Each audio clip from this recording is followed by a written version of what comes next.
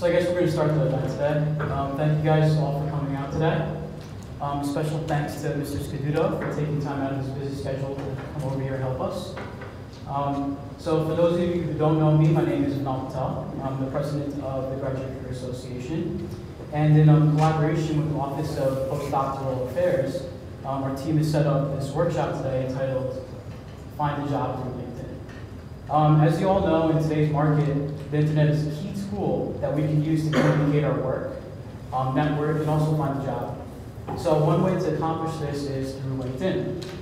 And today, Mr. Scaduto is going to show us how to master LinkedIn. So Mr. Scaduto comes from a very diverse background, which makes him perfect for this talk and workshop. Mr. Scaduto is a Long Island native, where his path of erudition started at Ward High School. And he then went on to Binghamton University to get a bachelor's in biology, and then to Northwestern University to get his master's in biotechnology. Later, he graduated from Columbia University to get a middle management program degree, and he didn't stop there. He then came back to Long Island to join us at Stony Brook University to get his MBA in finance, and he's now a PhD candidate for technology policy and education. If that's not enough, Mr. Scaduto is currently the Assistant Director of Business Development at the Center of Biotechnology at Stony Brook. He has significant experience in business development, strategic planning, and commercialization of technology, which comes out of Stony Brook University. He also co-manages the Innovation Technology Development Program, which provides investments in technology development projects and partnerships with New York State companies. So from his experience, he's built strong relationships with growing companies as well as well-established companies in bioscience and technology. So Mr. Scaduto knows what it takes for a company to succeed, and he also knows what it takes for us to succeed in today's industry. So today, Mr. Scaduto is going to share with us the secrets of using LinkedIn, a powerful tool that can help us along our successful path.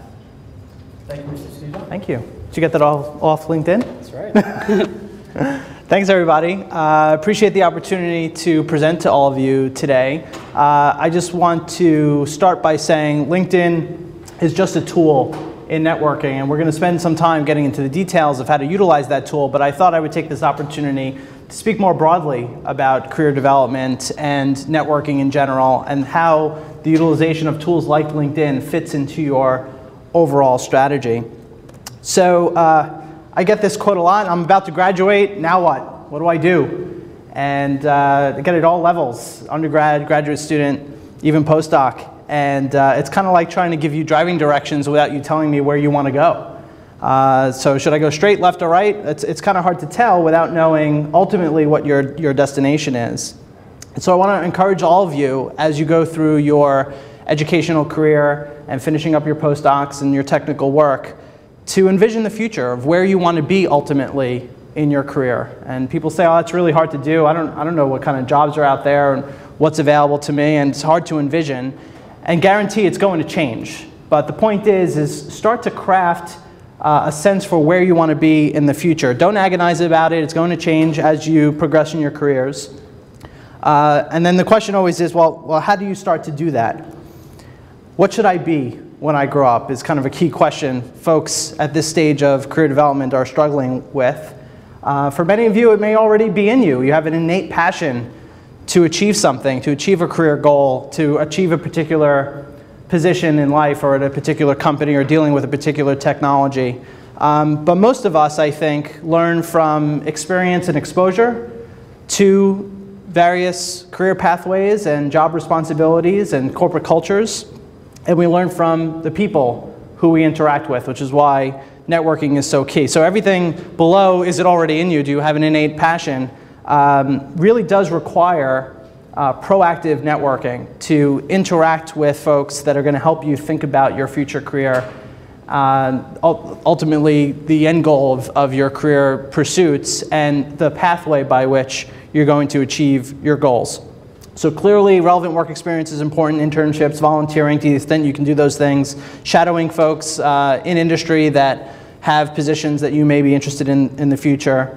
But key to this discussion is learning from people as well, and that's developing relationships with mentors, doing a lot of informational interviewing with folks out in the real world, leveraging your colleagues and professional connections, and certainly listening to your friends and other folks that are close to you for personal and professional advice.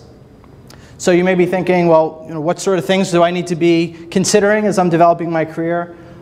You may be able to put some parameters to help you narrow your search to specific fields of interest, technology or product focus, based on your own personal background and expertise. Specific location, you may have a geographic focus. For me, my family, my wife's family, we're all here in New York and on the Long Island region. We can't imagine going anyplace else. Or maybe a specific company that you've learned about the culture and the opportunities there for advancement, et cetera, that may be guiding your decisions for a career path. But why should I network is another question I often get. People are kind of wary about interacting with strangers and others that would otherwise be able to provide them with advice and guidance as they're developing their career. Well, clearly for me, it's been about gaining industry knowledge, history, trends, and forecasts. Where are things going? What's the current events in the area that I may be interested in? Hot topics, key players, the major challenges. And all of this information that you're gathering throughout your networking, attending events, and learning about your industry is great information for you to have at your fingertips when networking with new folks and also going out on your interviews. And you get questions oftentimes that aren't directly related to the specific job and responsibilities you've applied for, but more generally in terms of the industry the company is working in and where things are headed in the industry as a whole. Networking also helps you with goal setting and career mapping. This concept of aligning what interests do I have and why, and what am I good at, with where can I be down the road and how do I get there. People equal tacit knowledge. Opportunities tend not to be on a piece of paper or on the internet. They tend to be in people's heads. And you want to be able to access those. And the more individuals you can access with those opportunities in their head, the more opportunities you'll become aware of and be able to take advantage of, whether it be jobs or internships or other types of opportunities. Networking allows you to become part of a community, which is important. And it also opens up doors for serendipity and luck. And I've always gone by the motto that fate favors the prepared mind. And if you're always thinking about these issues and interacting with the community, good things will happen to you. There's actually an interesting book out there called Make Your Own Luck. And it very much follows this way of thinking of proactive networking and being out there in a community to take advantage, identify and take advantage of opportunities. So if you don't believe me yet, I have a couple of slides of data. Why should I network? Well, a survey was done of recruiters, and they talked about the candidates that they feel are highest rated and are able to place into positions, and referrals makes the top of the list. So it's someone that you know that knows of an opportunity, refers you into that position. It's highly likely that you'll be considered and that you'll be viewed as a qualified candidate. Also, employees within companies are actually being compensated for making these referrals. So you have a friend at Pfizer or J&J or a medical device company on the West Coast. It's quite possible that as part of their compensation package, if they help place a person in a job in their company, they're actually going to be compensated. So they have an incentive to provide those referrals. So the more folks that you interact with and have the type of relationship where they can refer you into a particular position, it's to their benefit as well, not just to yours. Oftentimes, criticism about networking is, oh, it just seems like a one-way street. I'm always looking for something from someone. That's not always the case. It ought to be a two-way relationship. So some networking tools, family and friends. Clearly, folks that you already know are in your network. They may have jobs that are relevant to your industry or have friends in jobs relevant to your industry or interests. Your own colleagues and coworkers represent your immediate network that you should be tapping into. But beyond that, going to industry events, meetings and seminars like this and interacting with the other folks in the audience that clearly have similar interests in the topics being discussed. Professional organizations and trade associations are great places to interact with people in the industry. Oftentimes, I get the complaint, oh, well, these meetings, they cost so much money to go to. Well, so as I was an undergrad and graduate student, I used to call up the conference organizers and volunteer for a day or two and be able to sit in some of the panels and interact with folks both organizing the conference and speaking at the conference. And then clearly social networking is on the rise, and we're going to talk more about LinkedIn specifically, as a mechanism by which you can interact with other professionals to help you think about your career and help you identify jobs and pursue jobs that are of interest to you. Finally, creating your own networking tools, networking groups, social networks, I highly encourage. It helps you further leverage and develop meaningful connections with the people who are closest to you and who are looking for the same things you are. By the way, I hate for this to just be a lecture, so if there's anything that I'm covering, you have questions, yell them out, raise your hand. If there's anything burning that you want us to discuss today, I don't have to stick to the slides. We can have an open discussion. It's a little of a formal setting here, but it's not meant to be. It's meant to be interactive. So please interrupt if there's anything specific you'd like to discuss. So why social networks like LinkedIn? So recruiters are leveraging social media more and more these days. And again, this is a survey of recruiters out in industry. And sure enough, 92% use or plan to begin using social networks, social media, for recruiting purposes. It's certainly on the rise and something you want to take advantage of. How many folks have a Facebook profile? This should be like everyone, right? How many folks have a LinkedIn profile? That definitely should be everyone if you're thinking about looking into a career. Great. Well, so recruiters are out there utilizing these platforms for identifying candidates for positions they're looking to fill. So you should be on these social networking sites if you're not currently, clearly. So Facebook and Twitter, recruiting adoption growing rapidly while LinkedIn becomes nearly universal. So the recruiters I talk to always utilize LinkedIn profiles to help fill positions that they've been contracted to fill. Facebook seems to be more of a personal networking, but clearly it's also being utilized in Twitter as well. How many people have a Twitter account? Some folks, great. Again, why social networks like LinkedIn? 89% of the recruiters surveyed in this study have made a hire through LinkedIn, 26% through Facebook and 15% through Twitter. So again, it's something that the recruitment community is utilizing to place people in positions. 86% of recruiters are likely to look at social profiles. So what this means to me, actually, is if you apply in a more traditional way with a cover letter and resume, et cetera, folks tend to go back onto the internet to look for more information about you. So you want to make sure that information you have online and information that you're providing in more traditional ways of applying for jobs should be consistent and accurate, because they are being looked at. 73% of recruiters have successfully hired a candidate who was identified or introduced through a social network or social media, up 15% from 2010 to 2012. So again, I'm just trying to provide you with, maybe I don't have to convince you, that the utilization of social networks is on the rise and the recruitment community is relying more heavily upon these forums for identifying qualified candidates. So some details about LinkedIn. Any questions about what we've described so far? Any burning questions that people have? Is this useful? How many people think this is useful so far? Good, some people think it's useful. I'm glad to hear that. All right, so I stole this from my co-speaker who isn't here, Ken Galfand, who is a scientific recruiter, provided me with a presentation called 30 Minutes to Maximizing LinkedIn.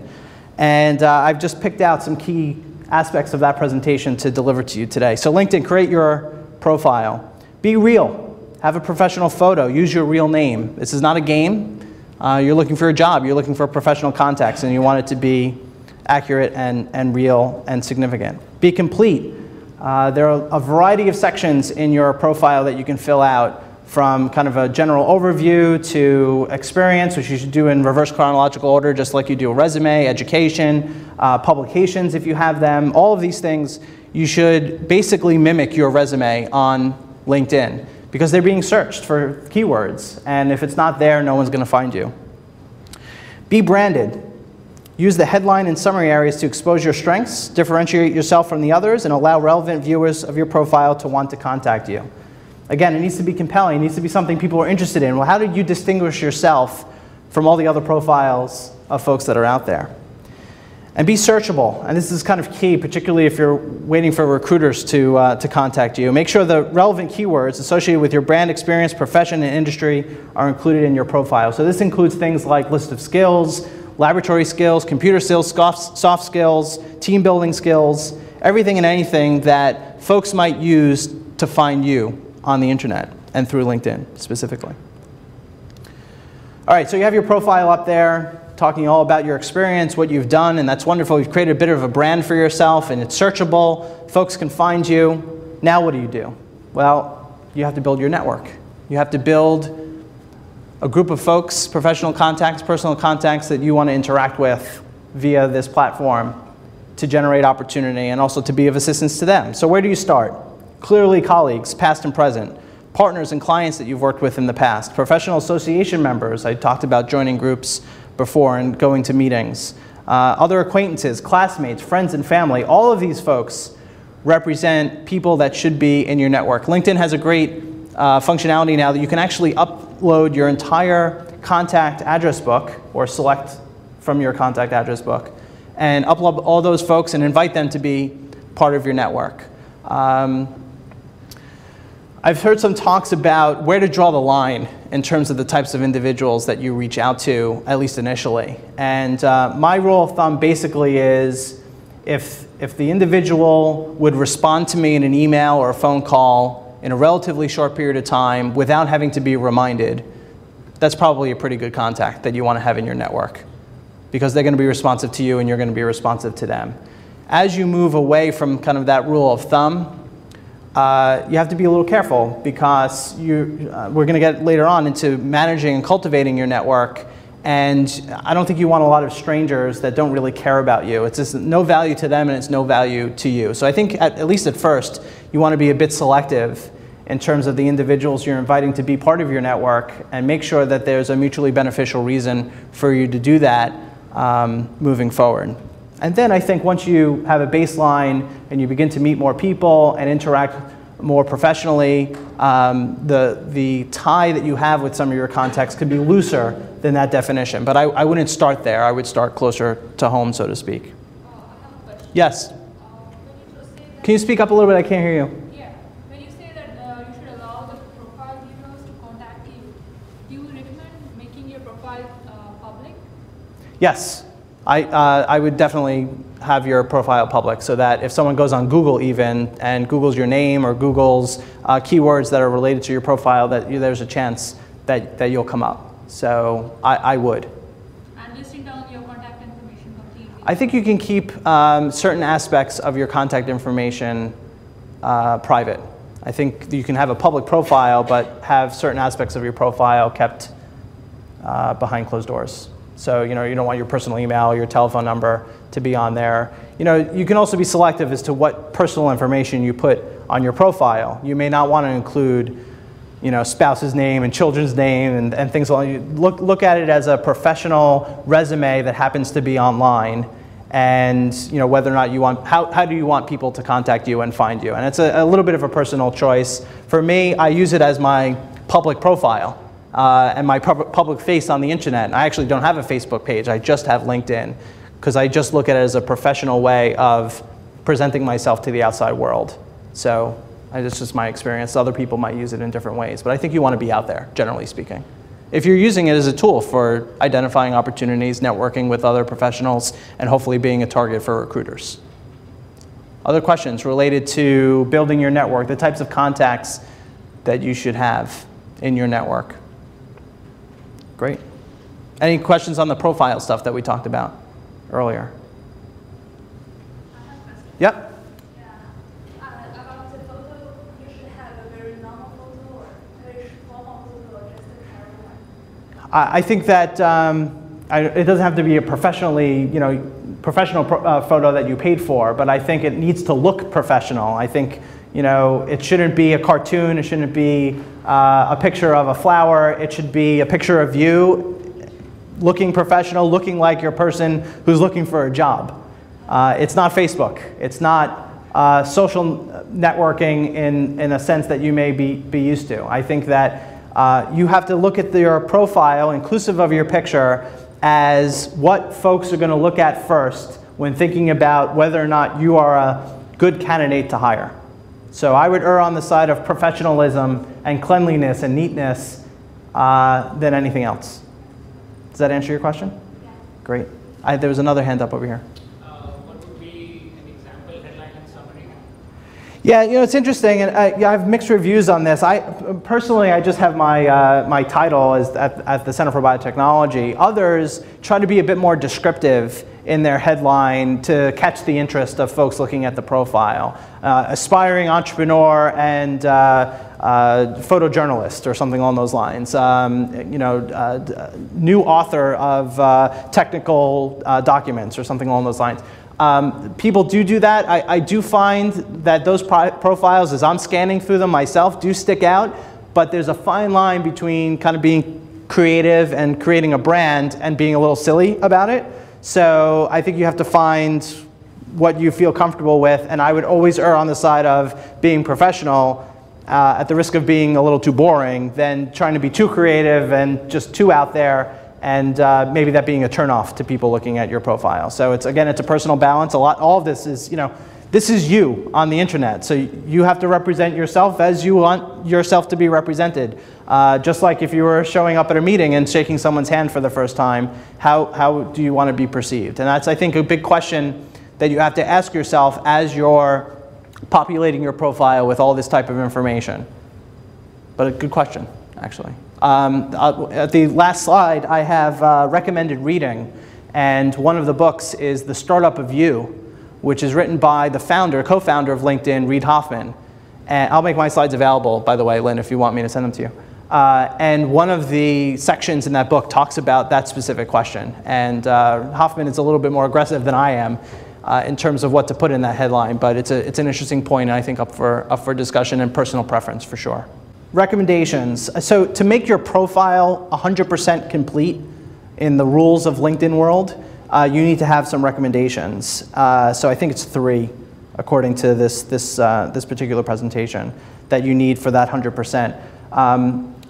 I think recommendations are great. They don't need to be extended recommendations, like you would get references for a particular job that you're applying to, but having colleagues and, more importantly, mentors and past supervisors write on your behalf about your successes in those roles, your accomplishments, achievements, etc., adds further credibility and credence to your profile. And remember, it's all about who you know, right? So having third-party validation of what you're putting up there in the profile makes folks more comfortable and makes your profile more credible and believable in the eyes of the reader, particularly to those folks who've never met you before.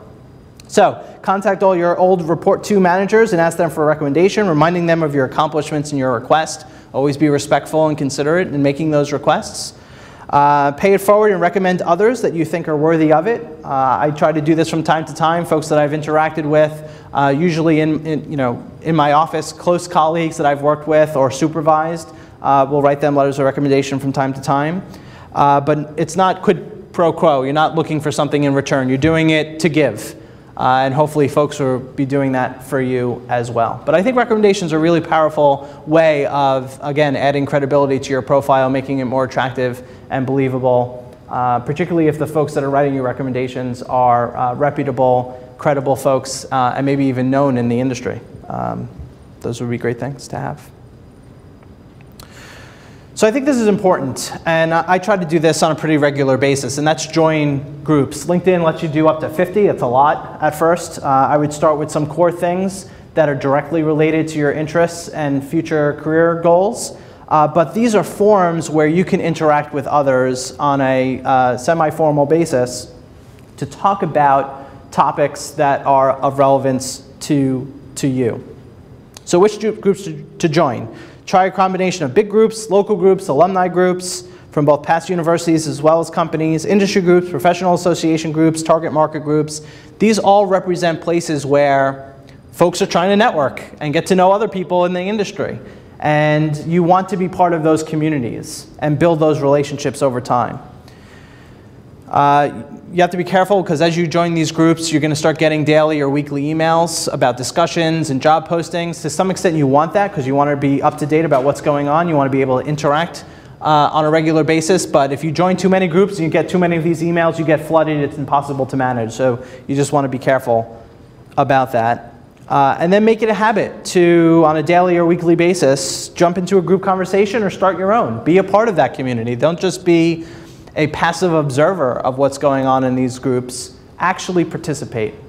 And I think what you'll see happen is as you post shares, as you comment on articles, as you enter into discussions and make comments, it allows other people in the group to recognize that you are an active member and you drive up views of your own profile, which is basically what you want to happen, right? Because you want people to know that you exist, and the only way they're going to know is if you actually are engaged in these discussions across these groups. So to the extent that you can do that, it increases your identification on the web. So I like doing this in looking at client companies or prospective job opportunities, and that is research companies. So LinkedIn has a separate companies tab. You can search companies and learn about them, find out about employees, folks that are connected to folks in your network. Maybe you have folks in your network that work at those companies. When you find a company, click on check out insightful statistics about company employees. Lead you to a number of unique insights about the company drawn from user-generated content. So again, you're just doing your homework as you're maybe looking at a particular company you want to apply to or learning more about a particular industry that this company is involved in. So a lot of great tools for getting knowledge and information about the industry and specific companies and the employees that work there. Clearly, if there's a specific position that you're looking to apply for at a particular company, going to that site and learning about the folks that are there and how you're connected to them, particularly if they're HR folks or hiring managers, you want to be able to interact with them. Yes? So like if I search for a company, yep. and if I find a recruiter whom I want to get connected with, so how do I categorize them as friends? Because I actually don't know them, but I want to get connected so that they can look at my profile. Right. So what do you recommend for that? And secondly, what should we write? I mean, I can't just say we invited for something. I should write something because they don't know, right? Yeah. So this is an interesting point, and it's a challenge to have this conversation in the abstract. What I usually do when students come into my office and say, oh, I found this individual, I don't know them, it has a lot to do with what your goals are in interacting with that person and how you approach them. LinkedIn gives you what's called in-mails, and that you can write to a certain number of people depending upon what level of service you've subscribed to, free or paid, etc. And utilizing that to interact with these folks is certainly a direct way of requesting an interaction. Best case scenario, there's someone in your network who's connected to this third party, and you can request an introduction because now that individual knows you, right? This is someone who will respond to you relatively quickly if you sent them an email or picked up the phone and gave them a call. They know your work, they trust you, they can validate your profile and your accomplishments in life. And they know this other person as well, and being able to make that introduction on your behalf is the best way for you to interact with those third parties. So, these second generation contacts are a great way to start when it's folks that you don't know yourself, but there are people that you do know that have those connections that can make those introductions on your behalf. So, for me, it depends upon the goal, but my guess is you're probably at this stage still cultivating a network and not so much applying to a specific position. And my general advice to you is do that first, cultivate that network first before trying to leverage a network to get help to get a particular position. So for me, it's a lot of informational interviewing. It's folks that are out there in the industry doing jobs that you can kind of imagine yourself doing at some point in time in the future. Maybe they're an alum from an institution that you are from or from the lab that you worked in. Maybe it's someone that one of your contacts knows and you can get an introduction to that person. And the way I think you want to approach it is not, I'm looking for a job, can you help me? Because I think it's a little bit of a turnoff. But I'm looking to develop a career. I'm looking for information about the pathway you took to get to that particular role in life. Would you mind spending 15 minutes on the phone with me in an informational interview so that I can ask you some questions about your background, your skills, your expertise, the type of job you have, your responsibilities in that company, the culture of that company that you work for. How did you get from point A to point B? You're in a learning stage, I think. You have to look at the tool of LinkedIn as a tool for learning more than anything else. So recruiters are a unique bunch. They're always looking for candidates, right? So now we're talking something different than I'm an HR person at a company with some jobs that I'm trying to fill. Now it's just someone who is contracted by companies to help them fill positions. They're always on the lookout for candidates. So they're going to be much more willing to get an email from you saying, hey, I'm about to graduate my PhD or my postdoc's coming to an end. I'm looking for the following. Would you mind looking at my resume? Can we get a phone call or a cup of coffee, talk about my qualifications and whether or not you are currently recruiting for people with my skill set. And absolutely you want to be developing those relationships because they may not have something now, but if you take that proactive approach and you demonstrate that you're someone who is a qualified candidate, you're gold to them because they get paid when they have a qualified candidate to put into a position, right? So it distinguishes you from other folks who aren't reaching out and aren't taking the initiative to develop those relationships. But I'll argue with you that it can't be a one-off, right? You can't go to 20 recruiters, send out a whole bunch of emails, give them their resume, interact with them one time, and hope to hear from them 6 months from now with an opportunity, right? You have to cultivate and manage your connections. And we're going to get to a bit about how to do that later in the presentation, but it's relationship management. You don't make a friend and not talk to them for 2 years. You make a friend and you interact with them on a regular basis. And that's what you want to do with your professional contacts as well. Other questions? I hope we're covering material that is of interest and helpful to you. Okay, so you can research companies, you can find people that work there, that's all great. Again, LinkedIn today is a mechanism of getting kind of tailored articles and information about things that you're interested in, hopefully geared towards your career. It also allows you to share those articles with your contacts and post them online and comment on them. Again, this is just another mechanism not only for you to learn and remain informed, again, about those hot topics and kind of current challenges and trends in your industry or in the area that you're looking for a job, but also for you to start participating in that community. I get articles all the time about entrepreneurship or biotechnology or pharmaceutical medical device industry, and I try to make it a point to comment on them or share them with either specific contacts in my network that I think would be interested or more broadly to all of my contacts so that I am top of mind, so that people are recognizing that I'm a player in that community and I'm paying attention to the issues at hand and I'm sharing that information with other folks in my network that I feel would be interested in that information. It's going to help them in some way, shape, or form as well. Answers is a piece of functionality in LinkedIn I don't personally use, but it's allowing you to hear what questions are coming up in the community, in the network that you're engaged in. Answer those questions and ask questions yourself that are much more specific to particular issues individuals are struggling with in their day-to-day lives versus kind of these broader articles that you see in the LinkedIn Today articles. And then you can add applications to your profile. I happen to like the reading list by Amazon. As I read interesting books, I'll post it on there. I'll make some comments about what I thought about it, do a little review, and it's just another way of people getting to know my interests and what I gravitate towards and providing some recommendations to others of how they can enrich their own lives. People also subscribe to the events application where you can see upcoming events and indicate whether or not you're an organizer or you're an attendee or you're intending to go. Things if you blog, if you have PowerPoint presentations that you want to put online for people to look at. All of this, though, all of these things are tools for driving people to your site.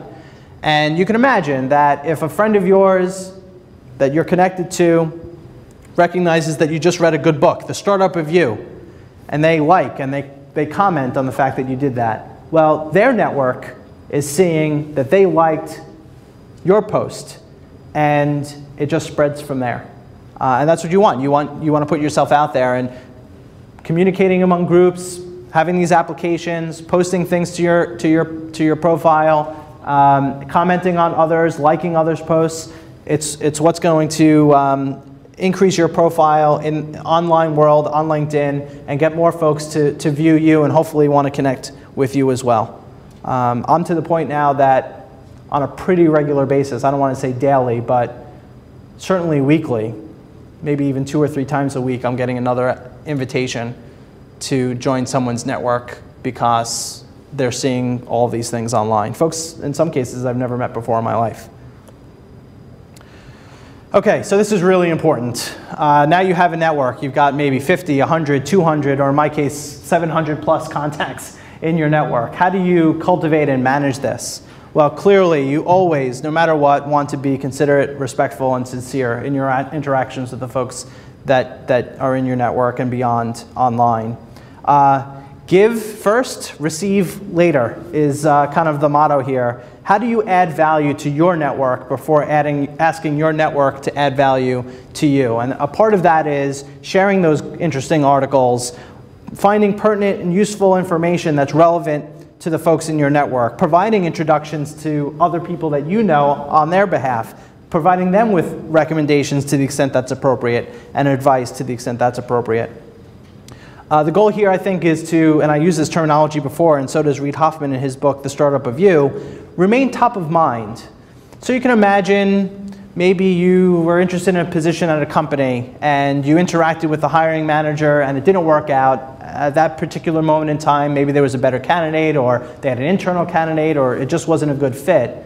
That's still a contact that you want to engage with, and hopefully that person keeps you top of mind. That means that 3 months or 6 months or 12 months down the line, they remember that you've been interacting with them when that next job opportunity becomes available in their company. And they say, oh, Joe has been asking about this type of role, and we've had a couple of conversations online, and he's provided me with some interesting articles relevant to this position and this company. It's clear that he's engaged in this community and is someone who's proactive and interested in getting a position with this company. I'm going to reach out to him. And that's really what you want happen. You want recruiters and hiring managers and your professional network keeping you at the top of their mind so that when the next opportunity comes along, you're on the top of the list. You also want to be able to develop rapport with these individuals so that you can depend upon them, that when there's a specific position that you're looking to attain in a particular company or whatever, that you can rely on them to make an introduction on your behalf or to put your resume on the top of the pile. Because clearly those referrals and those personal connections are incredibly important in finding a position out there post your education. It's very, very difficult to find a job on monster.com or even LinkedIn for that matter, apply for it and be successful. Very difficult to do that. Not that it doesn't happen, it certainly happens, but who you know and having those professional and personal connections makes all the difference in the world. Kind of a fundamental lesson of this lecture, I think. So important, engage offline as well. It's not just about having online relationships. It's just a tool, it's just a starting point for you to develop professional relationships with folks in the network you're trying to cultivate. You want to engage offline. You want to have those phone conversations. You want to sit over coffee or breakfast or lunch or dinner or drinks and develop a meaningful relationship, a face-to-face personal relationship to the extent that's possible with folks in your network, because you want those relationships to be real and not superficial. I think that's what you would expect as well. And be responsive. Follow up and follow through. Folks send you emails, they send an introduction request, they have a recommendation request, they comment on an article, respond. Be a part of that community, be proactive and reactive. So a graduate student I've recently been helping out, finishing up her PhD and thinking about what position she might want in industry, actually applied for a job at a company and was on her LinkedIn profile and noticed that a high-level, either hiring manager or senior R&D person at that company actually looked at her profile, which was an indicator to me that someone in that company clearly knew she was applying and clearly saw her resume and wanted to learn more about her. And her initial reaction was, well, I hope they contact me. And I said, wait a second, someone from this company just knocked on your door. They came to your LinkedIn profile and they took a look. This is a perfect opportunity for you to reach out to them and learn more about what's going on in the hiring decision process and where they stand and whether or not you qualify, etc. So I finally convinced her. This was like a big barrier. Didn't want to reach out to this individual. Finally convinced her. Send the person an email. Let them know that you noticed that they looked at your profile and that remind them that you've applied to this position and that you'd like to learn more about the company, about the culture, about the specific opportunity, etc. Sure enough, she wrote to the gentleman. He wrote back within 24 hours. You are one of 1,000 applicants for this job. But she had risen to the top of the pile.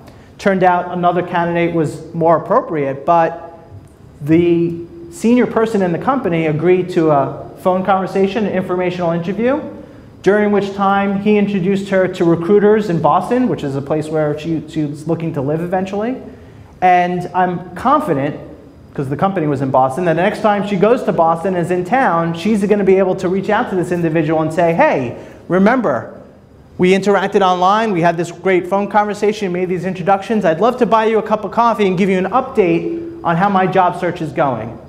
And I know that that person, if they have the time and availability, is going to respond positively to that engagement offline. And so you build a little bit at a time. I don't think you contact the CEO of Genzyme and say, hey, I'm going to be in Boston next week, would you like a cup of coffee? Doesn't work that way. But as you develop relationships, first with close contacts, clearly you would have no problem asking a friend to a cup of coffee. Maybe your friend has a contact at Genzyme and you're heading up to Boston. Can you make an introduction to me? I'm going to be up there. I'd love to learn more about the company. Maybe get a tour. Maybe shadow the individual for a day because it's a job that I'm actually really interested in. I'm not looking for a job right this moment, but I want to learn more about that role and responsibility. You know them. Can you make an introduction for me? Can you help? My point, though, just generally and fundamentally is it's not an online world alone. It's an offline world. Actually, it really is an offline world. Online is just a tool, and that's how you have to view it. It's the mechanism by which you're making these contacts and making these initial introductions and starting to get to know people, but where the real relationship development happens is in Starbucks, is over the phone, is over dinner.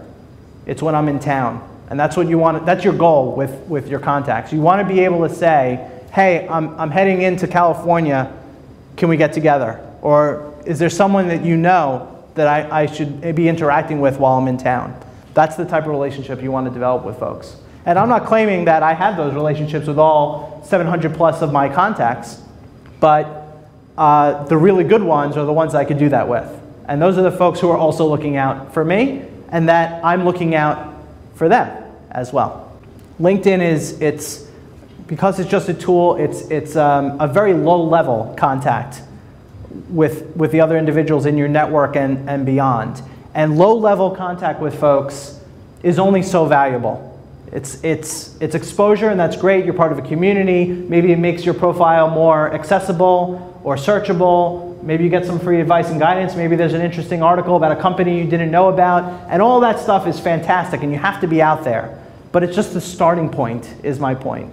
And you have to move way beyond that in order for you to really leverage the network that you have.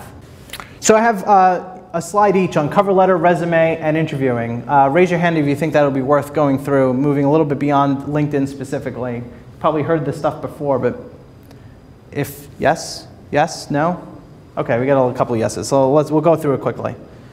So, actually applying for that position now, all right? So you've made your contacts, you've found an opportunity at a particular company. One of your contacts says, you know what?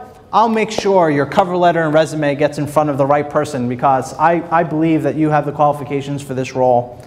Now you're stuck with actually providing those materials to the relevant party. So cover letter, absolutely necessary for a small company, maybe superfluous for a large one. My preference is always include one. I think it's a great opportunity for you to demonstrate your communication and writing skills, and those skills are kind of key importance to getting a position. In fact, I would say in the recruiting that I've done for positions in our office, there have been times where it's really the cover letter that makes the difference between getting an interview and not getting an interview versus just the resume. It's really important to be able to describe your interest in the position, how your experience and background applies to that position, and your interest in pursuing the career. So kind of an outline, and surely you'll customize this for the specific roles you're applying for. Your introductory paragraph, statement of purpose, make sure you reference the specific company and position that you're applying for so they know this was really meant for me. The body of the letter is your personal ability to add value to the company. Make sure you do your homework here to make sure there's that alignment between your capabilities, your interests, the role and responsibilities of the position and the company. Your relevant experience to the position, be brief, be focused, be specific. And your closing paragraph is how this position is synergistic with your personal career goals.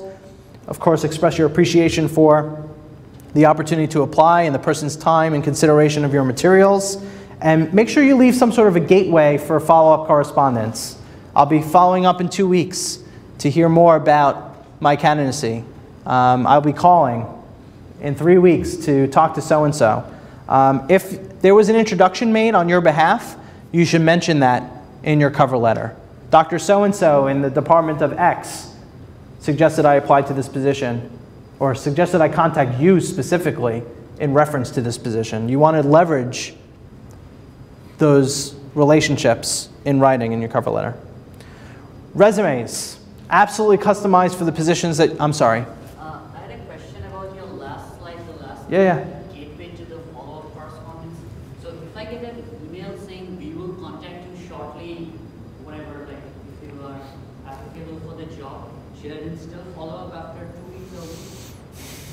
So you can't let too much time go by. Let's put it to you that way. You don't want to be overly aggressive and annoying. I've actually done that. It's not good. But you don't want too much time to go by. I was having this conversation with a graduate student earlier today. If too much time goes by, I think it's a bad thing. I think you want to be viewed as someone who's enthusiastic and passionate about that particular role, without crossing over a line of this person's annoying and you know, they're just too aggressive. And I've told them 3 times now that we'll be getting back in touch with them in December, and it's only October. So I think it's a bit dependent upon the type of correspondence you get back. If you get an automated message, we'll be in touch. You know, I wouldn't wait too long to just follow up in a cordial way. Following up on my recent application to this position, I haven't heard anything, it's been 3 weeks. Is there someone I can talk to? Do you require any additional information? I'm happy to provide references. I'm happy to come schedule an interview at your convenience. Don't be pushy about it, but don't let too much time go by. It's tricky, again, having these conversations in the abstract without having the specific situation in mind, because my answer may change depending upon the nature of the correspondence, the history. You know, if it's a contact that helped you apply to that position, you know, and that's a contact who's trusted, I would certainly go to them and say, hey, it's been 3 weeks, I haven't heard anything. You know, do you think I should follow up? Do you know the hiring manager? Should I give him a call? They may tell you, look, it takes 3 months, just sit back, relax, don't worry about it. Or they might say, really, you haven't heard anything? I heard they were starting interviews, right? So it's a very kind of case-by-case situation that's hard to answer kind of with generalities. So you have to kind of think long and hard about how you interact. But my general sense is you want to take initiative, you want to be proactive, you want to demonstrate that you're serious about this, that you're excited about this opportunity, and you don't want too much time to go by. But don't be annoying, if that's helpful. Other questions, either related or not related to that? Okay. So that was cover letter. Resume. So a lot of people have one resume. That's really bad. You should have multiple resumes for each type of position you might be going after. I was having a conversation with another graduate student interested in either an R&D type position or a product management and marketing position. Well, those are 2 very different resumes that you want to customize and make sure that the experiences and how you're describing those experiences are relevant to the job responsibilities of the particular position that you're applying for. 1-page limit. I think as you get into graduate school and certainly as a postdoc, that rule, and Alfredo, maybe you can jump in here. My resume is more than one page now. I think you'll have publications, you'll have other types of experiences that you want to outline. Certainly 2 pages is fine. 5 pages is not. No one's going to read it.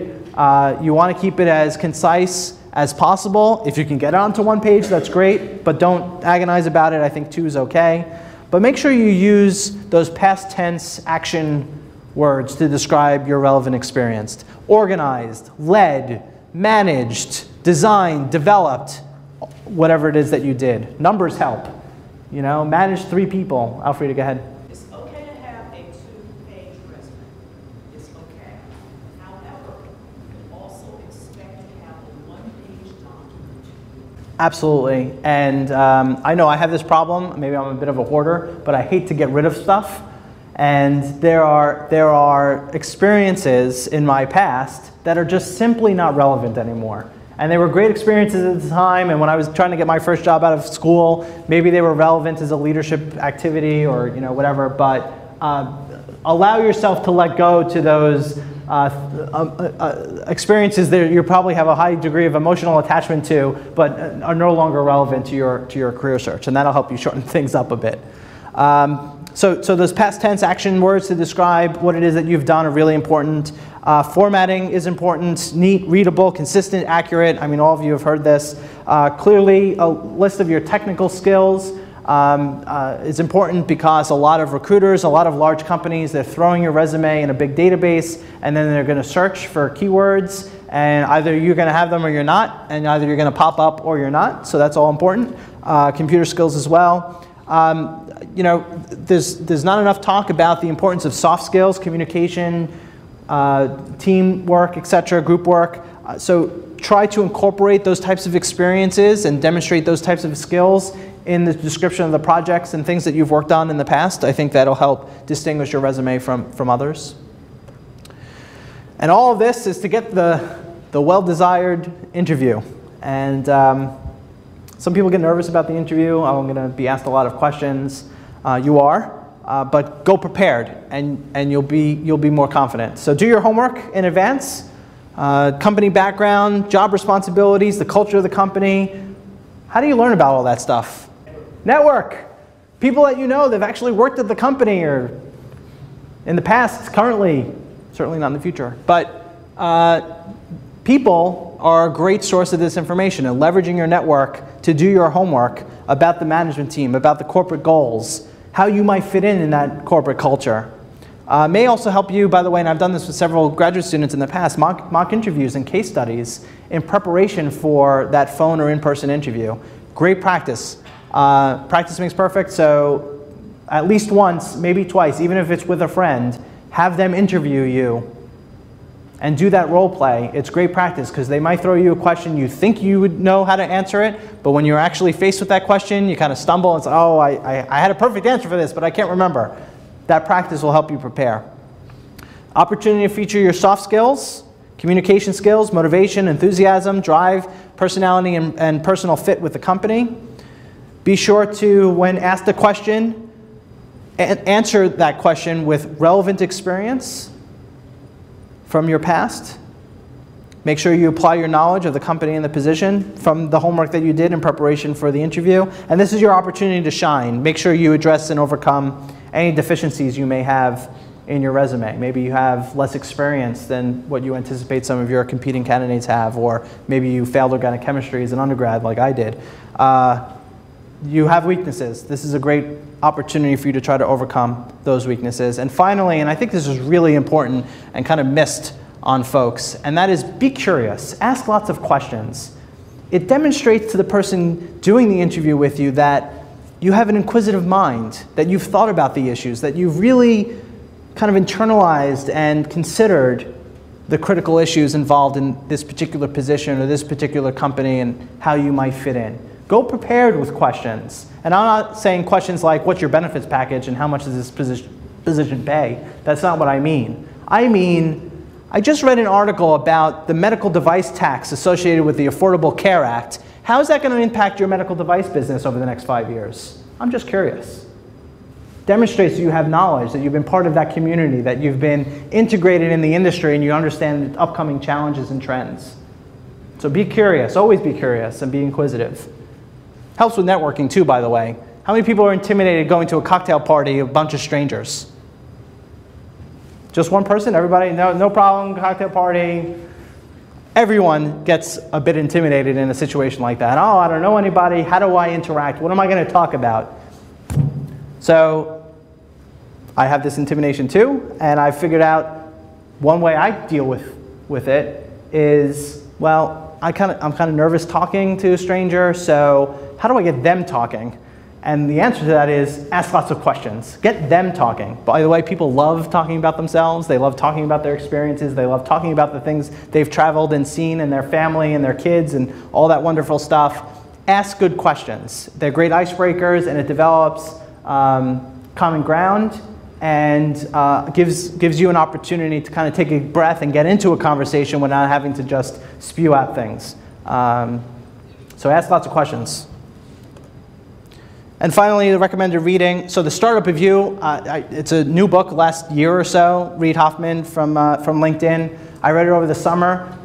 Absolutely, positively, a must read for anyone thinking about developing a career and developing and leveraging professional networks to help make that happen.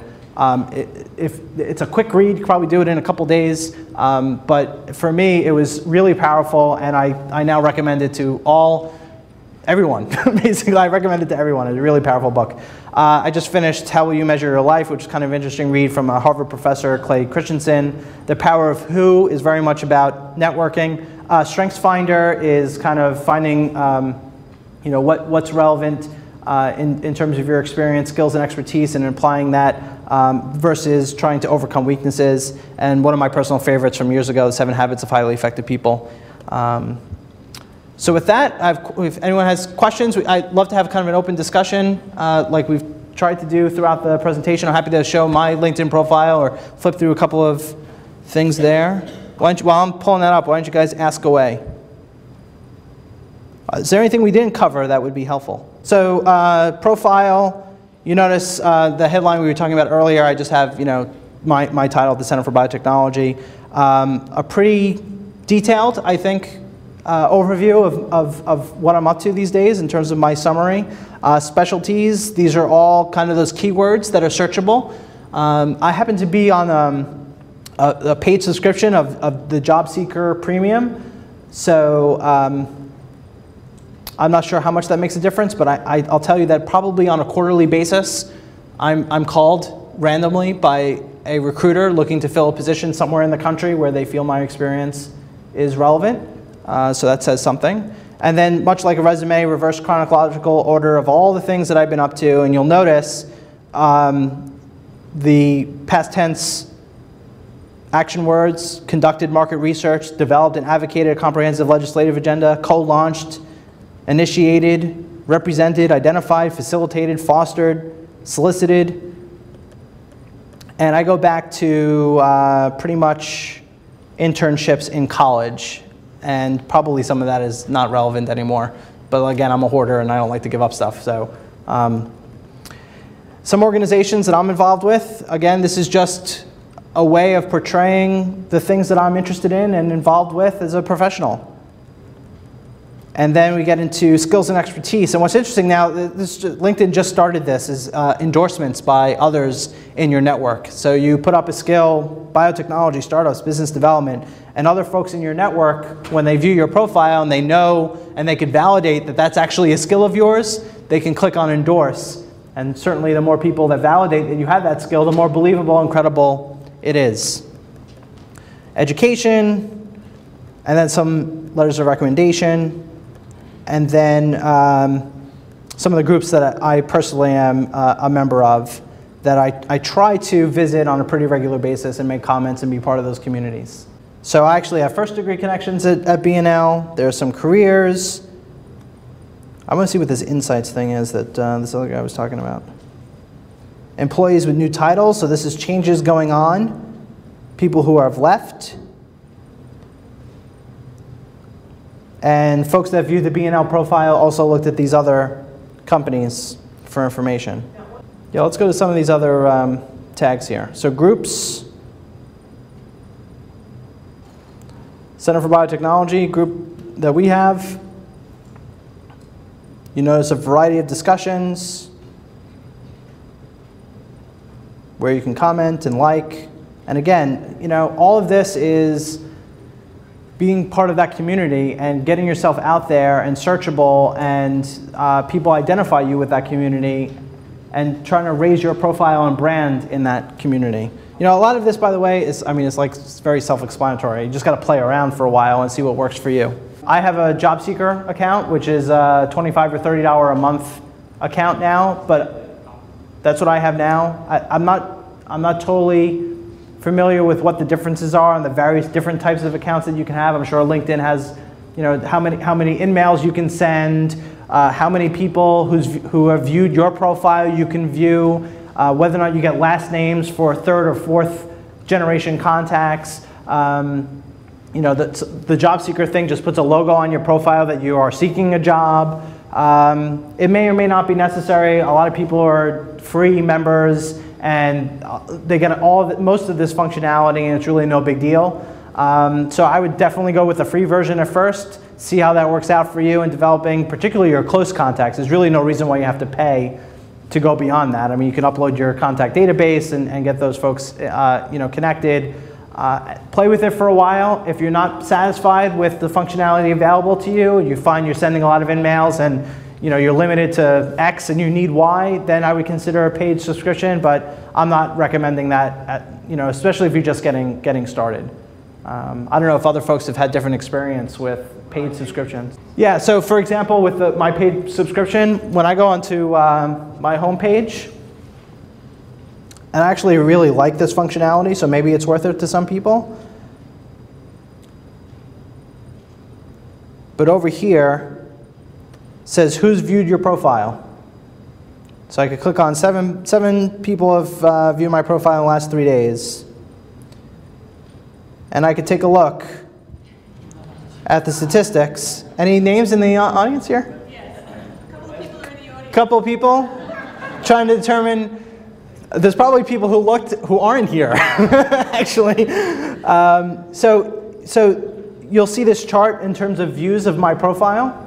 And what I definitely notice is that when I am active in posting articles, commenting on articles, liking articles, that spikes up. And that's exactly what I'm trying to do when I do that. Yeah, there's also, you know, when you view other people's profiles, you can determine what they see of you.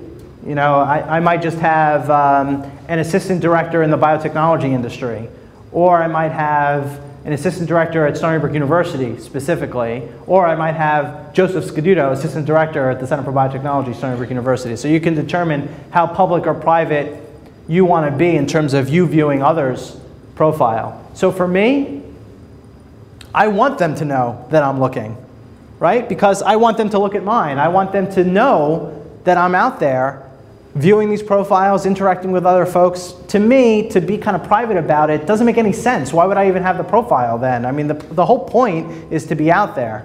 So I love these network statistics, like, you know, what search keywords are being put in to find me, what, you know, the people who have viewed me, what industries do they come from what parts of the world do they come from.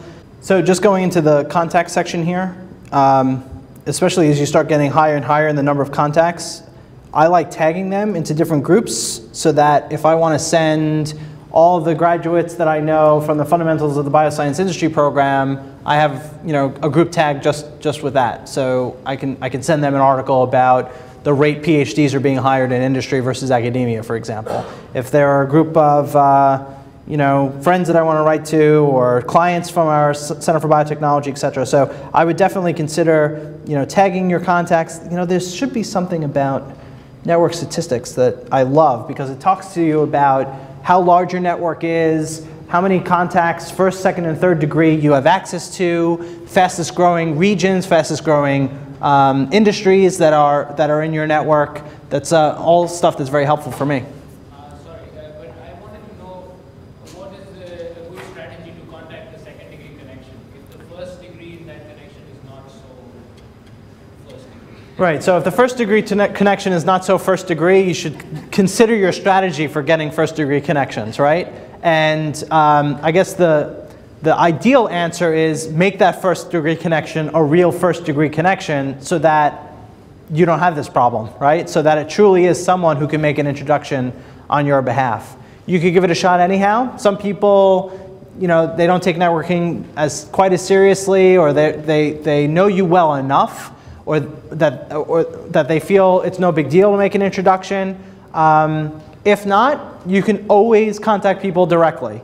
They're going to see when they view your profile who you have in common. Anyhow. Do you think emails work as well as their? Do I think LinkedIn works? The email services. Yeah, so I've used InMails to, so we've had, for example, recently technology that I was trying to do some market analysis on and try to determine, is there truly a demand for this? And I contacted folks that I didn't know at all at some major companies to get feedback. And the InMails, when you write them, they give you pointers on how to increase your response rate when you send information to someone or send a request to someone. And if you follow that, it certainly improves your probability. I've had great success in doing that. I do get those emails responded to. You know, it also depends on the content. Again, it's always hard to have these conversations in the abstract, but you know, if I'm offering up a business opportunity, potentially, they may be much more willing to respond than, hey, I'm looking for some more information about jobs at your company. They may get emails like that all the time, and depending on who you're contacting, they may or may not be responsive. So part of this is just statistics and probability. You know, you send out 10, maybe 5 responds, maybe 6 respond, maybe 1 responds, but you know, it is what it is. So you build relationships with people who are responsive. Yep. Do you find you should put as much as you can? For example, like, should you put something like PowerPoint or whatnot to make it searchable? Or does it come to a point where, like, you should just assume that people, maybe not PowerPoint, but like, you should assume that people know how to use? Yeah, it's an interesting question. Yeah, so again, it's what you're going to be comfortable with. There's definitely something called overkill, right? I think I tend to be a little overkill with stuff on my profile. I think you want to be reasonable. I think you want to do things that are really going to distinguish you from others as well. And PowerPoint, Word, you know, Office.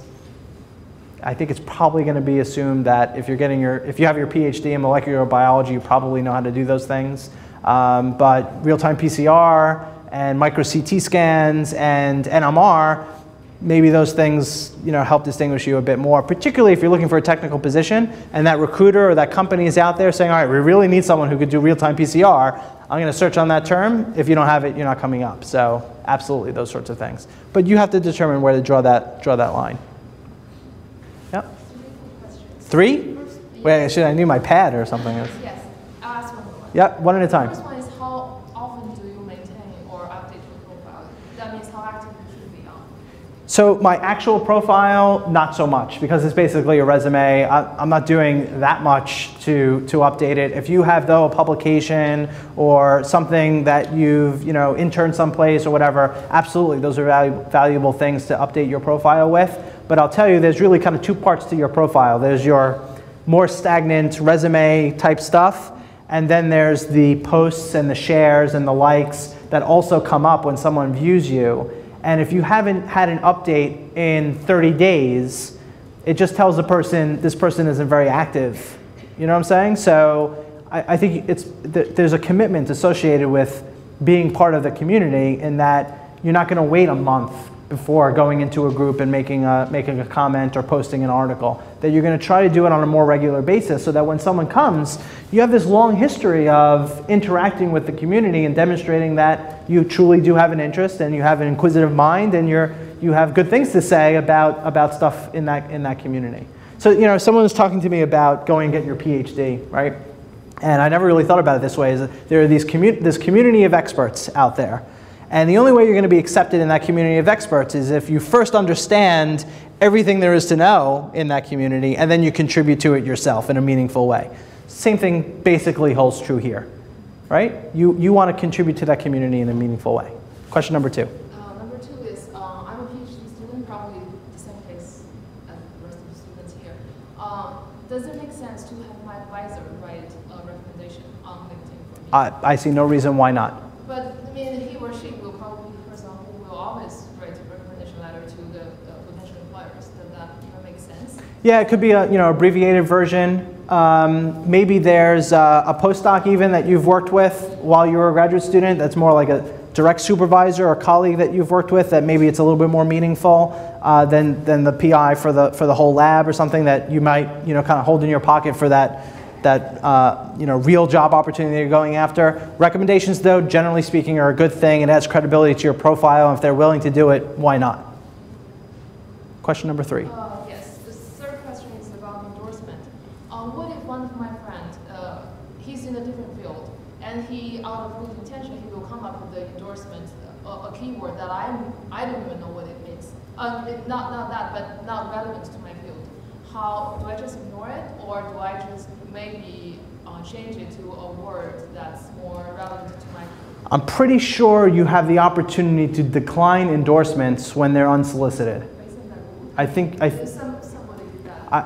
you can decline it. I think, though, it's in your best interest to contact that person, being very appreciative of the endorsement, indicating that you felt there was a disconnect between how it was being described and your actual skills and experience, and that you would appreciate this terminology being used instead, if they're in agreement.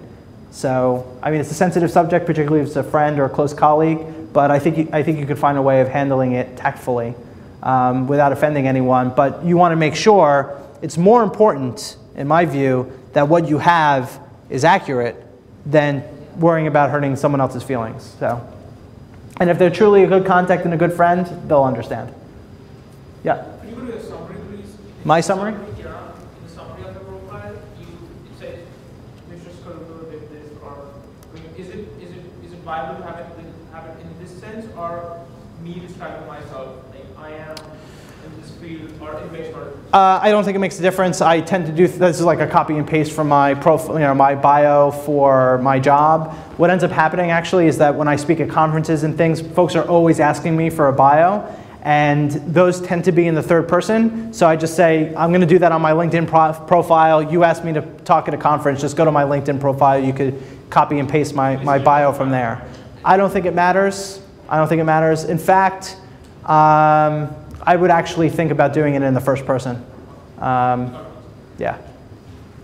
So we are out of time. We have about 5 minutes left to be able to use the room. So I want to just give Mr. Joe Scaduto a big hand. Thank you.